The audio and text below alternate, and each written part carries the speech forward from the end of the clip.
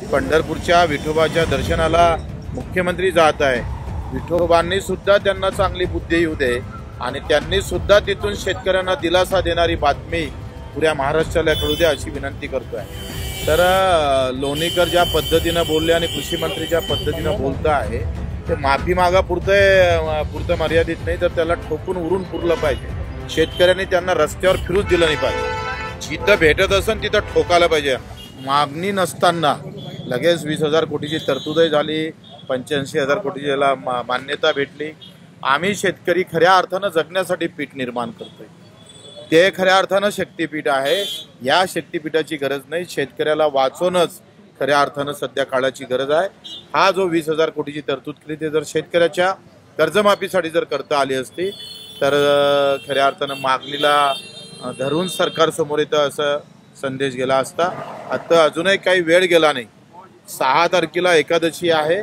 पंढरपूरच्या विठोबाच्या दर्शनाला मुख्यमंत्री जात आहे। विठोबांनी सुद्धा त्यांना चांगली बुद्धी येऊ दे आणि त्यांनी सुद्धा तिथून शेतकऱ्यांना दिलासा देणारी बातमी पुऱ्या महाराष्ट्राला कळू दे अशी विनंती करतोय। आज नाना पटोले यांना सभागृहाच्या कामकाजादरम्यान जे वर्तणूक होती त्यासाठी 1 दिवसाआधी निलंबित केलं। विषय शेतकऱ्यांचाच होता। आता सगळ्या इकून कोणी विरोधक ठेवायचंच नाही अशी स्थिती आहे। म्हणजे एकंदरीत आणीबाणीपेक्षाही ही जी काही भूमिगत आणीबाणी आहे, म्हणजे विरोधात असले तर ईडी लावायची, ईडी लागत नसेल तर पक्षात घ्यायचं, पक्षात घेतलं तर ईडी काय सगळे प्रकरणं संपून टाकायचे। आता भाजपची एकंदरीत ही रामराज्याची वेगळी कल्पना मांडत आहे भाजप। लोणीकर आणि त्याच्यानंतर कृषी मंत्री यांनी जे शेतकऱ्यांबद्दल जे वक्तव्य केलं त्याबद्दल माफी मागावी अशी मागणी नानांची होती। ते अध्यक्षांच्या आसनापर्यंत गेले, त्यामुळे निलंबनाची कारवाई। त्यांनी माफी काय, त्यांना तर ठोकायलाच पाहिजे।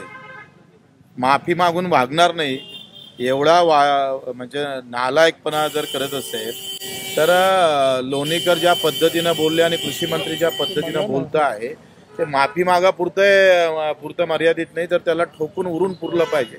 शेतकऱ्यांनी त्यांना रस्त्यावर फिरूच दिलं नाही पाहिजे। जिथं भेटत असेल तिथं ठोकायला पाहिजे यांना। 2 शेतकऱ्यांच्या आत्महत्या काल विदर्भामध्ये झाल्या, आत्महत्या वाढत आहेत। तुमची जी मागणी होती शेतकरी कर्जमाफीची त्यावर काय स्टेटस आहे सरकार? आता 3 तारखेला मीटिंग लावलेली आहे। बावनकुळे साहेब आणि अधिक 10-15 मिनिस्टर त्याच्यात आहे।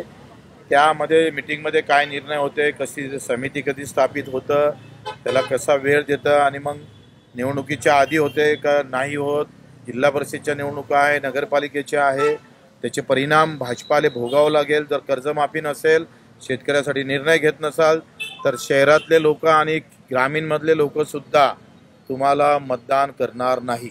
तो झटका